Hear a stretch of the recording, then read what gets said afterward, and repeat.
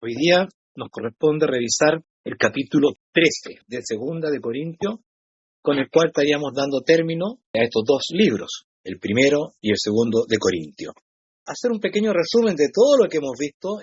Hemos visto cómo Dios preparó hombres para entregar esta verdad, la cual fue recibida de muy grande ánimo. Se conformó una iglesia. Fueron bendecidos con la gracia de Dios en manifestaciones, pero a poco andar, Satanás introdujo confusiones, donde algunos pensaron que el que merecía honra y gloria era Pablo, otros decían que era Pedro, y algunos decían que era Cristo, dentro de un grupo más. Dios movió el corazón de otros hermanos, los de Cloé, que observaron estos problemas donde ya no había una unidad de fe, sino que habían disputas, contiendas, donde cada uno quería sobresalir sobre el otro, luchaban por quién tenía más manifestaciones. A tal punto llegó el desorden que el hijo toma a la mujer de su padre. Y nadie juzgó eso. Ellos mismos se inhabilitaban porque no se sentían competentes. Hombres que habían recibido esta verdad, como dice el primer capítulo del primer libro. Intervino el apóstol Pablo, a este lo separó, exhortó a la iglesia a volver a colocar el fundamento, volver a mostrarles al Cristo como único Señor y Salvador, que Pablo, que Pedro, que no son nada en sí mismos, sino son colaboradores, son ministros nomás en esta tarea, pero Dios es el que da el crecimiento. Hubo oposición, y en todas esas cosas Pablo también les presenta un camino más excelente, el amor. Cualquier cosa que usted haga, que yo haga, si no es movido por el amor, no sirve de nada, y Pablo deja muy claro en Corintios 13. Después vemos cómo este hombre que tomó la mujer del padre fue movido a arrepentimiento y fue restaurado. Y el apóstol Pablo encarece que sea bien recibido, que no sea mal mirado, sino que lo amen en el Señor, porque conoce la naturaleza humana. En el segundo libro ya la iglesia está más encaminada, pero seguían habiendo detractores, gente que aún colocaba piedras en el camino para Pablo. Pablo también con sus colaboradores trabajó honestamente predicando este evangelio, defendió su apostolado, lo obligan a mostrar un currículum para desenmascarar a estos que se transfiguraban como apóstoles. Y así y todo, seguían algunos cuestionando a Pablo. ¿Qué es lo que nos dice el apóstol Pablo ahora? Vamos a leer capítulo 13. Esta tercera vez voy a vosotros. En la boca de 2 o 3 testigos consistirá todo negocio. Verso 2. He dicho antes, y ahora digo, otra vez como presente, y ahora ausente, lo escribo a los que antes pecaron y a todos los demás, que voy otra vez, no perdonaré, no seré indulgente. Pablo lo que busca es la restauración. Pablo no fue puesto como ministro para cortar cabezas, sino para restaurar. Y él, en su corazón, le dolía mucho cuando veía que estos hermanos que habían recibido una verdad gloriosa, la cambiaran por cosas terrenas, por sentirse importantes, por querer escuchar cosas rimbombantes, por querer ver manifestaciones. A muchos no les bastaba la palabra de Pablo. Por eso que lo miraban mal. Y Pablo se manifestó como apóstol, hizo milagros y prodigios y señales como todos los apóstoles. Entonces Pablo aquí les dice que no seáis indulgentes con ellos. Verso 3. Pues buscáis una prueba de Cristo que habla en mí, el cual no es flaco para con vosotros, antes poderoso en vosotros.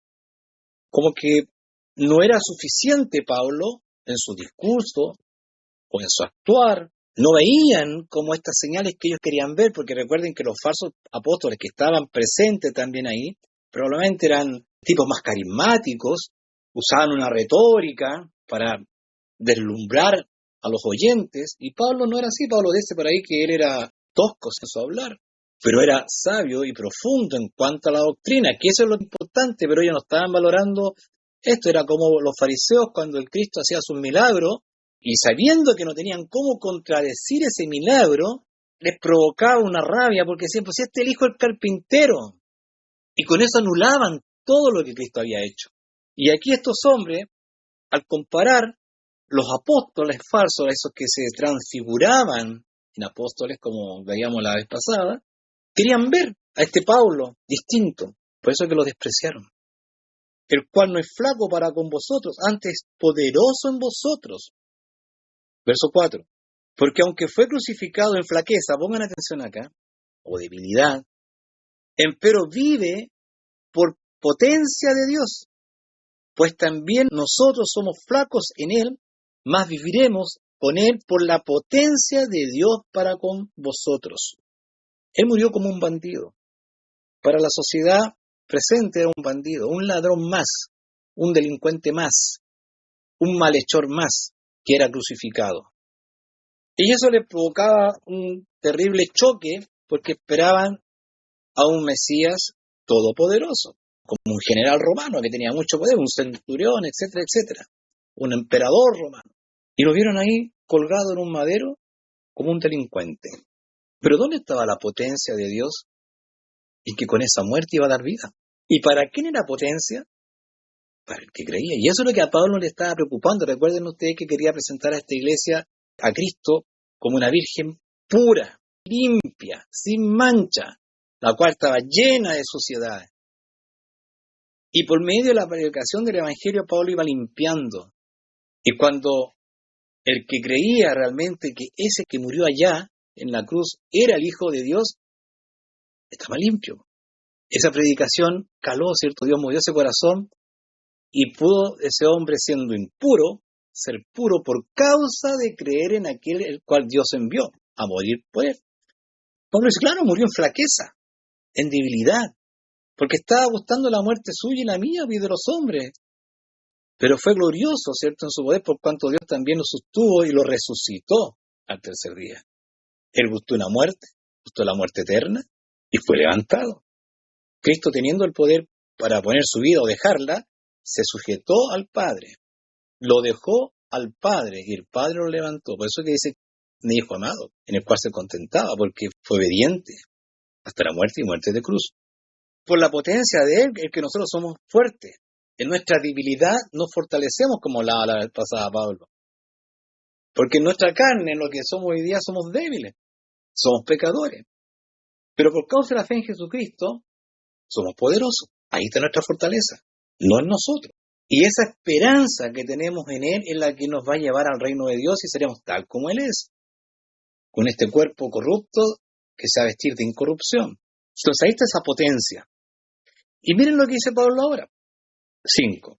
Examinaos a vosotros mismos si estáis en fe. Miren lo que Pablo dice. Probaos a vosotros mismos. Pregunta. ¿No os conocéis a vosotros mismos que Jesucristo está en vosotros, si ya no sois reprobados? Mas espero que conociereis que nosotros no somos reprobados. ¿Cómo podemos saber si estamos en fe? Porque estar en fe no significa que uno vaya a una iglesia, no significa que uno lea la Biblia todos los días, o que esté orando todos los días, o que conozca muchos versículos bíblicos. Lo que muestra si estamos en fe o no es si tenemos el sentir de Cristo. Si realmente amamos al prójimo. Si perdonamos al prójimo como Cristo lo perdonó. Y si lo amamos como Cristo lo amó. Pablo lo dice para mover estas conciencias, porque lo que estaban ellos juzgando, en eso no había amor. Porque estaban juzgando a Pablo porque no lo veían todopoderoso, lo veían un hombre común, con temores, y no entendiendo que lo que Pablo quería era que ellos llegasen al conocimiento del Hijo de Dios, porque estaban desviados. Y Pablo se preocupó de entregar esta verdad limpia, sana, como él la recibió, él y sus colaboradores. Yo creo que ahí, si Dios movió el corazón de muchos de ellos, tienen que haber visto que en realidad no estaban actuando conforme al amor de Dios, porque estaban juzgando a Pablo. Y aquellos que tenían esta cierta inquietud, que sí, que no, se dejaron guiar también por estos malos maestros, estos ministros de Satanás que están metidos acá. Pero con estas palabras, yo creo que se remeció el corazón de muchos de ellos y confirmó a muchos, los sacó de esta incertidumbre que había, porque si entendieron lo que Pablo estaba diciendo, tendrían que haber dicho, no estamos en fe, porque estoy juzgando a un apóstol de Jesucristo. No le estoy dando el valor a las palabras que él nos ha hablado. Pero aquellos que persistían, tienen que haber dicho, así como los fariseos, te doy gracias porque no soy como este. Esa es la forma de examinarse, hermano, si estamos en fe. Y para muchos, en el mundo evangélico, el estar en fe o ser creyente es ser parte de una iglesia. El que ha guardado la fe anda como Cristo anduvo, como dice el apóstol Juan. O, como dice el apóstol Pablo, teniendo su sentir.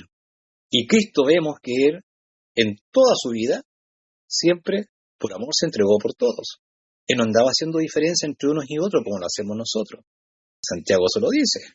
Si uno entra en una iglesia con ropa bonita, cierto, bien elegante, lo reciben todos bien y dicen, venga y siéntese acá de los primeros. Pero si va un tipo con ropa muy sucia, de mala calidad, muy pobre, lo dejan ahí atrás, al final. Cristo no hizo eso. Un hijo de Dios no hace eso. Porque el hijo de Dios tiene que actuar conforme a como lo hizo su Señor. Imagínense hasta dónde llegaba el amor de Pablo. Lo despreciaron también, igual que al Cristo. Lo intentaron matar, igual que al Cristo. Lo encerraron, lo azotaron. Y Pablo seguía con el mismo amor porque él sabía que lo que hacían lo hacían en ignorancia.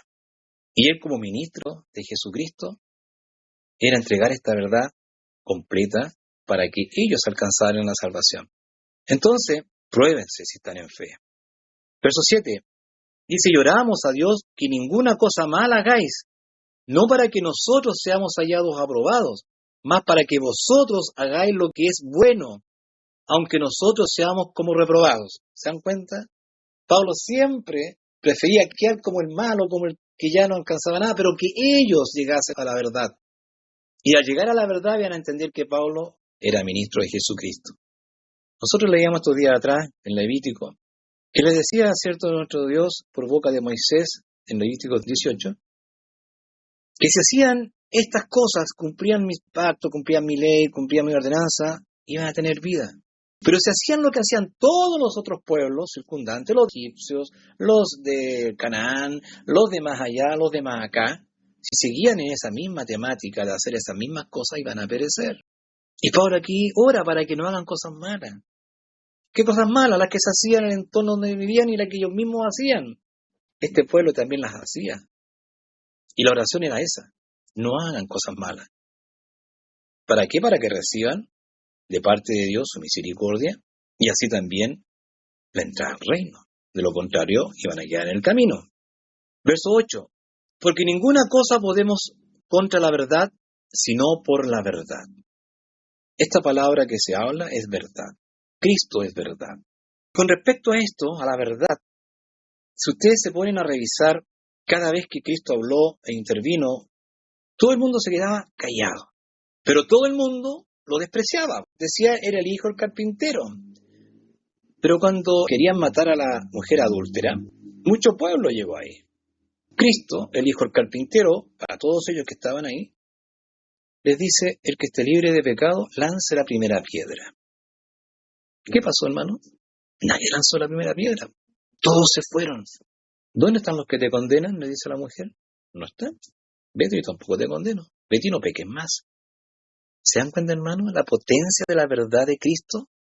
Para ellos era el hijo del carpintero, porque así le decían los fariseos, así le decían los sacerdotes en la sinagoga, despreciando al Cristo. Pero ahí ninguno fue capaz de tirar una piedra, porque fueron movidas sus conciencias. Dios movió sus corazones duros para entender que eran tan pecadores como esa mujer. Y aquí cuando les dice, examinaos si estáis en fe, va en el mismo tenor. ¿Quién replicó a Pablo? Pablo oraba por ellos. Tenemos ese ejemplo. Cristo cuando hablaba con los fariseos, todos se quedaban callados. Veían la potencia de su palabra. Cuando Cristo los confrontaba, quedaban callados. Porque ninguna cosa podemos contra la verdad, sino por la verdad. Verso 9. Por lo cual nos gozamos que seamos nosotros flacos o débiles, y que vosotros estéis fuertes, y aún deseamos vuestra perfección. Pablo, sus colaboradores, todos los que estaban con él, en su corazón, la oración a Dios era para que ellos, al escuchar esta predicación, pudiese Dios mover esos corazones y volverlos a encaminar, para que su actuar ya no sea apuntando o juzgando según vista, sino amando y perdonando. Y el deseo de ellos era que llegasen a esa perfección. Recuerden ustedes lo que dice Mateo 5 al final, sed perfecto como vuestro Padre que está en los cielos es perfecto. Y la versión 60 dice, sed santo como vuestro Padre que está en los cielos es santo. ¿Y cuál es esa perfección? Reconocer nuestra bajeza, ver nuestra gloria en Cristo Jesús ahí está nuestra fortaleza, y vivir conforme al sentir de Él. Eso es lo que Dios pide, que andemos conforme a lo que Él nos manda, apartarnos de la maldad.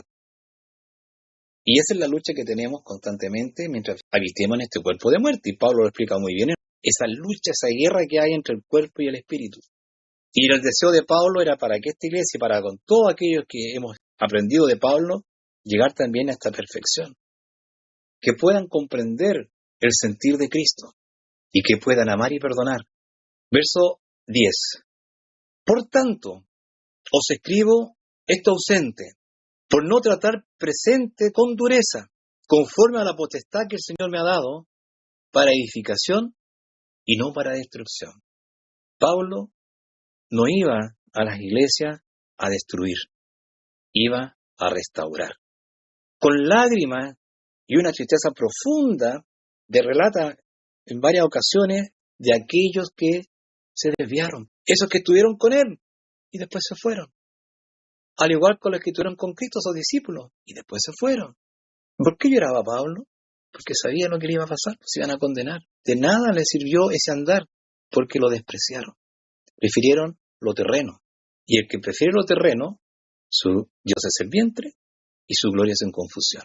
Y Pablo, su preocupación era que ellos llegasen a la perfección. Verso 11. Resta, hermanos, que tengáis gozo, seáis perfectos. Pongan atención, ya está terminando Pablo. Resta, hermanos, que tengáis gozo, seáis perfectos, tengáis consolación, sintáis una misma cosa, tengáis paz, y el Dios de paz y de caridad será con vosotros. No veía gozo en ellos, había muchos que tenían esa odiosidad todavía, no se gozaban en esta palabra de vida, no sentían la misma cosa, por eso que habían discusiones, la paz de Dios no estaba en ellos. Este amor es el camino más excelente, que es el amor. Después, que se examinen, sé que están en fe, que los reconozcan, ¿cierto? Si ellos se consideran aprobados, también Pablo y sus colaboradores eran aprobados. Que él ora por ellos, busca que ellos lleguen a esta perfección y les dice, ustedes tengan gozo, sean perfectos, tengan consolación, sientan una misma cosa, tengan paz, y el Dios de paz y de caridad será con vosotros, una certeza. Y miren cómo remata.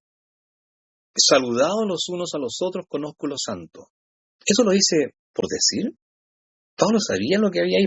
Si ellos habían entendido estas últimas palabras y ya se habían examinado, se habían mirado si estaban fe o no, y juzgando si estaban actuando conforme al evangelio predicado, entonces, si hemos llegado a este conocimiento, si tenemos el sentir de Cristo, saludados con ósculo santo.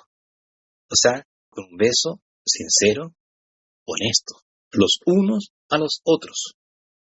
Todos los santos os saludan.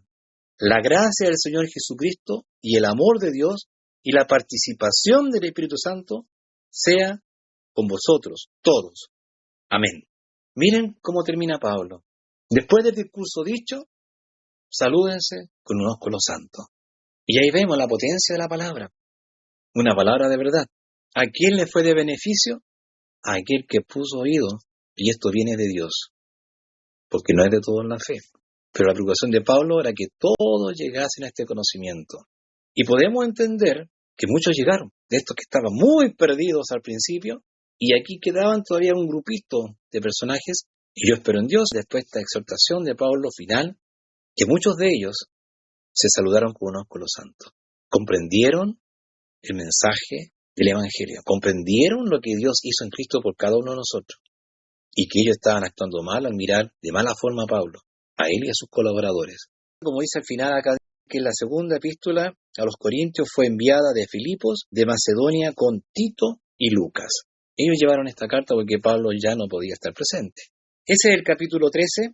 Ahora quiero dejar a mi hermano Alex en primera instancia para que nos haga su comentario de estos 13 versículos. Hermano Alex. Muchas gracias, hermano. Este capítulo es el final de la carta y el apóstol Pablo, como es maestro en la fe, resume todo magistralmente. Eso me llama la atención y lo hemos comentado. ¿Qué significa ahí en el versículo 2 que Pablo amenaza con no ser indulgente la tercera vez que esperaba ir? Esto es justamente por lo cual lo miraban en menos a Pablo, porque él no había preferido usar la autoridad apostólica de la cual estaba investido y había querido proceder mejor con el sentir de Cristo, y fue malinterpretado. Entonces les advertía que esta vez iban a tener a un Pablo más firme en su autoridad, sin tanta misericordia, porque ya había dado el tiempo para aquello. Lo que pasa es que él les había dado el tiempo para que se arrepintieran, para que muestren estos frutos dignos de arrepentimiento. Él había sido misericordioso, no había juzgado todavía, les había dado el tiempo, pero ahora no iba a ser indulgente. Y esta misericordia que tuvo con ellos es una prueba de que Cristo hablaba por él, porque él estaba actuando igual que Cristo, estaba buscando sus corazones, estaba teniendo misericordia de ellos, pero él sabía hablar con severidad también cuando las circunstancias lo exigían, porque para eso tenía la autoridad. Entonces ahí habla de que Cristo fue crucificado en debilidad, ¿cierto? Pero vive por el poder de Dios y vendrá en poder a juzgar a todos en el día final. O sea, fíjense ustedes bien el argumento de Pablo. Él estaba procediendo conforme al sentir de Cristo para con ellos. Les había hablado de manera muy misericordiosa, recordándoles el Evangelio y exhortándoles para que estos frutos se pudiesen manifestar, tal como Cristo. Cristo, cuando vino en debilidad a predicar el Evangelio. Él no vino a juzgar. ¿Se acuerdan ustedes cuando no lo quisieron recibirlo de Samaria? Y los discípulos dijeron: Señor, ¿quieres que hagamos descender fuego? Dice: ¿no sabes de qué espíritu sois? El Hijo del Hombre viene para rescatar lo que se había perdido. No viene a condenar. Otro será el momento en que vendrá a condenar. Entonces Pablo está actuando conforme al sentir de Cristo y se muestra en debilidad, con mucha misericordia para con ellos. Otro era el momento de juzgar, la tercera vez. ¿Entienden el juego? Está perfecto eso. Y luego el versículo 5 habla del examen de la fe del creyente. Examinaos, probaos, significa eso, vosotros mismos. Es algo que uno puede hacer si estáis en fe. Este es un consejo apostólico. Se puede hacer, hermanos, y se debe hacer constantemente. Uno debe examinar constantemente si su vida está en concordancia con la fe o no. Y no solamente en lo público, en la apariencia, en lo externo. Sobre todo lo interno. Ahí donde solamente Dios ve y donde es más fácil ocultar lo que uno es. Si se ha creído correctamente, hermanos, uno debiera ser capaz de saber discernir si está Cristo en uno o no. Y a eso los desafía. O sea, véanse, ¿qué frutos están dando? ¿Es el sentir de Cristo que los guía? ¿Saben discernir de qué espíritu son? Esto le está pidiendo Pablo a los hermanos de Corinto. Pablo mismo aquí se ofreció: examínenme a mí también y vean si yo estoy reprobado o no. Pero sus obras decían otra cosa, que era un aprobado por Dios. Y estas obras de Pablo hablaban poderosamente de su fe, que Cristo está en él. Ya la mostró, ¿se acuerdan ustedes cuando se vio obligado a hablar de estos trabajos en Cristo? Entonces, hagan ustedes lo mismo. Examínense, eso le está diciendo. Esto de examinarse si estáis en fe es el tema de juzgar. Y siempre que aparece esta palabrita dice: no estamos llamados a juzgar. Por supuesto, pero no estamos llamados a juzgar carnalmente. Sí, a usar la palabra de Dios y nosotros también quedar sujetos a ese examen. Entonces, esto a que está llamando Pablo a examinarse, a probarse, es juzgarse a sí mismo y a los hermanos. Esta clase de juicio es permitido porque se hace conforme a la palabra. Y claro, aquí surgen las palabras de Jesús, ¿no es cierto?, que nos habló a no juzgar. Pero él se refería a no juzgar según nuestro parecer, según nuestra carne. No quería que lo juzguemos hipócritamente. Ese juicio no. Eso no debemos hacerlo. Debemos dejar que la palabra de Dios la que juzgue. Este juzgarse a sí mismo, o como dice, examinarse a uno mismo, es juzgarse conforme a lo que Dios ha mandado, no según nuestra opinión. Y esto es lo que debemos hacer nosotros constantemente, hermanos, porque fíjense usted en esto. Mire, si no se pone a pensar, si uno no juzgara conforme a la palabra, ¿cómo sabría si el que está sentado al lado mío en la iglesia es un verdadero hermano o es más bien un infiltrado que quiere destruir la iglesia? ¿Cómo podría yo discernir las voces de llamados cristianos que inundan el internet, la televisión, la radio, en mucha clase de sermones, ¿cómo sabría yo si está hablando conforme a la palabra o no? Tengo que juzgarlo también. Tengo que discernirlo si está en fe. Entonces, esta clase de juicio es el correcto, hermanos. No le tengamos miedo a esto. Lo que sí tenemos que tener miedo es hacerlo hipócritamente. Y luego dice que él incluso ora por esta iglesia para que no hagan nada malo, es decir, para que demuestren realmente que están en fe. Esa es su oración. O sea, que han vuelto al camino, que están siguiendo a Cristo como se debe. Pero como sea, la verdad igual se va a imponer. Nada podemos contra la verdad, sino por la verdad.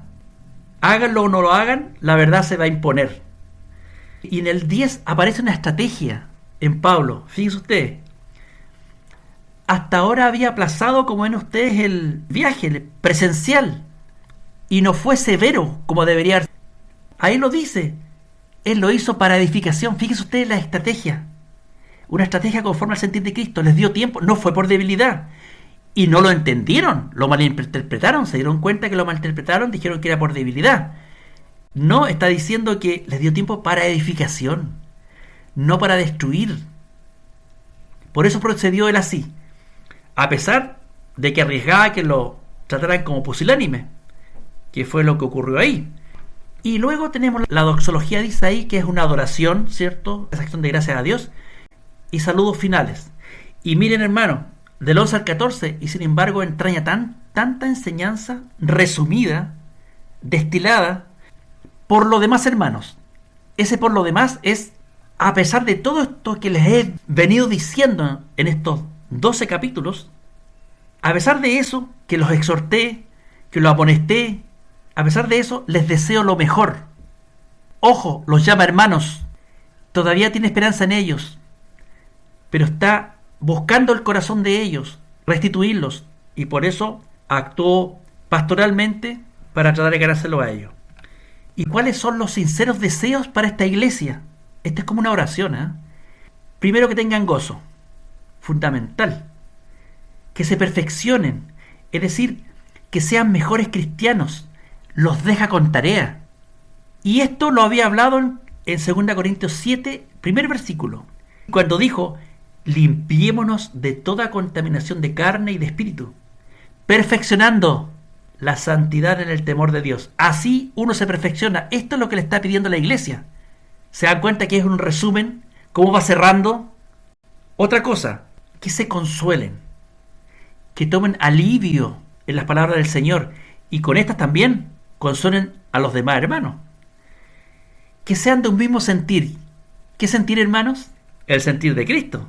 Que todos tengan este mismo sentir, hermanos. Y que vivan en paz. Y aquí, hermanos, no es una palabra bonita. En 2 cartas se refirió a esta paz. Miren, todos los que quieran vivir piadosamente en Cristo Jesús padecerán persecución. Al querer vivir en paz en cuanto uno pueda, porque claramente el mundo se levanta contra aquellos que quieren vivir piadosamente. Otro versículo en 2 Timoteo 3:12 dice, todos los que quieren vivir piamente en Cristo Jesús padecerán persecución. O sea, cuando les llama a esto, lo está llamando a llevar su cruz en el fondo. Y si hacen todo esto, si tienen gozo, como dice ahí, si se perfeccionan, si se consuelan, si son del mismo sentir, si viven en paz, si hacen todo esto, el Dios de paz y de amor estará con vosotros. O sea, estarán en fe. Serán pámpanos unidos a la vid. Eso es lo que está buscando Pablo. Eso es una iglesia edificada. Y la última frase que ya conocemos de Pablo es saludarse con ósculo santo. Ya sabemos que esta es una expresión que él acuñó. Si una persona ha entendido correctamente el Evangelio y la exhortación de Pablo, entonces debería poder saludar con un beso o cualquier manifestación de cariño sincero con su hermano, con manos limpias. Quiere decir que entendió todo. Y esto echará fuera todo partidismo, toda vanagloria y toda cosa que empantane el crecimiento de la iglesia. Si saludan con ósculo santo, entonces han entendido todo. El Dios de paz estará con ustedes. Realmente no hay nada mejor que el Dios de paz, el único verdadero Dios, no esté contra uno, sino que esté con uno. O sea, el deseo de Pablo aquí es tremendo. Y esta es la receta que da el apóstol Pablo para estar en comunión con él. Gozo, consolarse con estas palabras, vivir en paz, ser de un mismo sentir, consolarse. Así es como podemos estar en comunión con él. El Dios de paz estará con nosotros. Y dice luego, todos os saludan. O sea, los colaboradores de Pablo también, y las demás iglesias. Pablo es portador de esos saludos. Hermanos, a esta iglesia, a pesar de los problemas que tenían, igual todos los saludan, pero ¿qué cree usted? De la boca para afuera, sinceramente. No por protocolo, sino que ellos también están demostrando que son sinceros en su saludo para esta iglesia, a pesar de los problemas que estaba teniendo. Y dice ahí, la gracia del Señor, el amor de Dios y la comunión del Espíritu Santo sea con todos vosotros. ¿Se dio cuenta, hermano, aquí que están las tres personas de la divinidad? La gracia del Señor Jesucristo, el amor de Dios y la comunión del Espíritu Santo sea con todos ustedes. O sea, el que está en fe tiene la plenitud de Dios, a nuestro Dios trino, en su favor. Esto fue lo mismo que el Señor Jesucristo enseñó, para que veamos la dimensión que tiene estas palabras de Pablo. Cómo tiene tanta profundidad, tanto calado. Jesús dijo, si guardareis mis mandamientos, permaneceréis en mi amor. El amor de Cristo. Pero este permanecer en mi amor, Jesús, es lo mismo que permanecer en la plenitud de nuestro Dios, porque Dios no está dividido. Si estamos en Cristo, tenemos al Padre también morando y al Espíritu Santo. Es la plenitud. Todo por obedecer sus mandamientos. Y en este caso, los que puso en boca de Pablo para esta iglesia. El otro texto, y con esto termino, fíjense usted en el contexto de esta frase última con la que se despide Pablo. En Juan 14:23 dijo Jesús, el que me ama, mi palabra guardará, mi Padre la amará y vendremos a él y haremos morada con él. La plenitud de Dios, con aquel que obedece. Y obedecer es amar a Cristo. O sea, nada menos a esto mismo está llamando Pablo, hermanos. Eso pasa cuando la gracia de Dios mora en uno. Así que es algo tremendo con lo que está consolando aquí a la iglesia.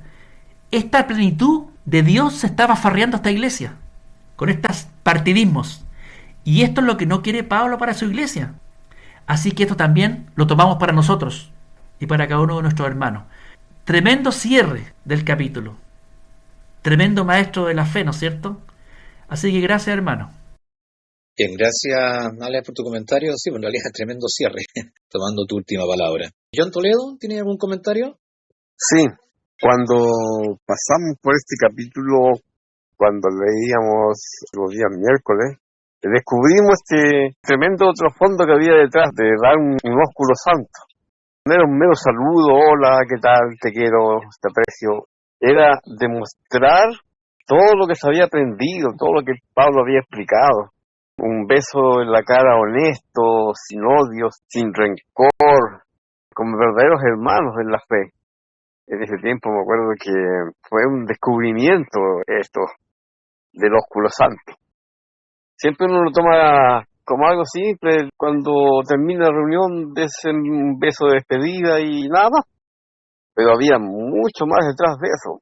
Había una convicción interna de cada uno de nosotros cuando saludamos a alguien o nos despedimos de alguien. De una profundidad, sin dobleces, sin hipocresía. El Espíritu Santo nos ayudó a entender que no era un simple beso en la cara, era muchísimo más. Ahora, el hermano Alex se me adelantó. Eso indica que estamos en el mismo espíritu. También me acordé de los apóstoles. Miren, en Lucas 9:51 dice, cuando se cumplió el tiempo en que él había de ser recibido arriba, afirmó su rostro para ir a Jerusalén y envió mensajeros delante de él, los cuales fueron y entraron en una aldea de los samaritanos para hacerle preparativos. Mas no le recibieron porque su aspecto era como de ir a Jerusalén. Viendo esto sus discípulos, Jacobo y Juan, dijeron, Señor, ¿quieres que mandemos que descienda fuego del cielo como hizo Elías y los consuma? Entonces, volviéndose, los reprendió, igual que Pablo, a lo que le estaba escribiendo, diciendo: vosotros no sabéis de qué espíritu sois, porque el Hijo del Hombre no ha venido a perder las almas de los hombres, sino para salvarlas. Exactamente lo mismo que dice Pablo. Yo no he venido a perder ni a cortar, sino a edificar, o consolidar, o restablecer. Pablo dice lo mismo, dice que a pesar de tener la autoridad para ser severo, prefiere edificación y no para destrucción. Conforme a la autoridad que el Señor me ha dado, Jacobo y Juan no tenían este espíritu, él querían destruir a los samaritanos, que les cayera fuego encima. Eso quería Pedro. Gracias. Bien, gracias, John. Pablo puede haber dicho, saludamos con un beso. Lo agregó el santo. Eso es lo importante. Ósculo santo. Sincero. Federico, ¿tiene algún comentario? Sí, ya se dijo bastante sobre estas situaciones y definitivamente yo estoy de acuerdo. Pablo, siempre inspirado por el Espíritu Santo, fue siempre muy claro en sus declaraciones. Me recuerdo la primera vez que yo escuché una de sus afirmaciones que decía, bueno, si Cristo no resucitó, pues comamos y bebamos. Y a mí me impresionó mucho ese texto. Él siempre es bien tajante, porque la realidad es que la verdad así es. Cuando uno entiende esta situación de la verdad, lo que algo es verdadero, es tajantemente verdadero. Evangelio solo hay uno, como dice el mismo Pablo. Anteriormente hablábamos de esto, de que la verdad solo hay una, ¿verdad? Cuando se va al campo, dice la Escritura, ¿verdad? Y hay un montón de piedritas, pero hay una que es una perla, y ese es el Evangelio. Y sobre eso es tajante. Aquí estamos viendo este hombre que nos está explicando el Evangelio y la forma como un cristiano, un hijo de Dios, debe de conducirse fácil y sencillo, ¿verdad? Sin tanta complicación. Eso es hacer la voluntad de Dios. Solo hay un creador del universo, dueño y señor de todas las cosas. No hay 2, no hay 5, no hay 20, no.